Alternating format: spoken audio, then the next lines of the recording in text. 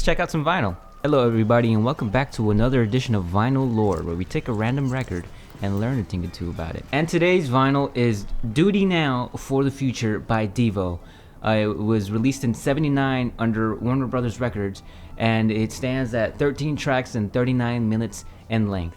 Now, DEVO is a new wave band from Akron, Ohio, formed in 1973 with the members Mark and Bob Mothersbaugh, I'll put the spelling on there, I don't know how to pronounce that, and Gerald and Bob Cassells, and Alan Myers. And the first thing that stood out to me is this album has a giant hole in the middle of the cover, and apparently it's because when they made it perforated around where the image should be, and they said that you can take it, use it as a postcard, use it as a piece of art. Now, what is new wave? New wave is one of those umbrella terms that was put on emerging genres that started coming out after punk rock was a thing. And when I say umbrella term, I really mean like a parachute term, because it included things like synth pop, post-punk, alternative dance. Really, it's like using the word alternative to put a label on things that is super funky, fresh, and weird.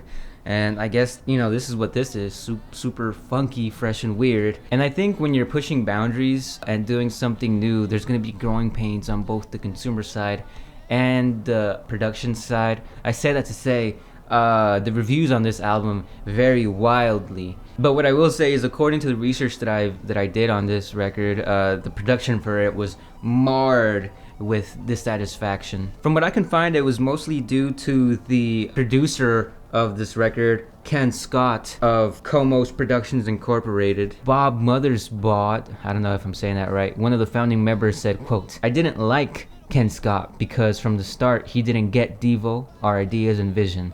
With the band saying that they didn't even want a producer, they just kind of wanted someone to oversee the process of them ideally producing themselves. Ken Scott didn't even include them in the mixing process, with one of the Cassell brothers saying, quote, "They barely knew how bland it sounded," and he said, "Scott took our suggestions but rarely incorporated them." But what's cool is that for DEVO is throughout all the friction and growing pains, dissatisfaction on the recording side, DEVO persevered in capturing a cult following with their artistic vision, mashing sci-fi themes, surrealist humor, and social commentary.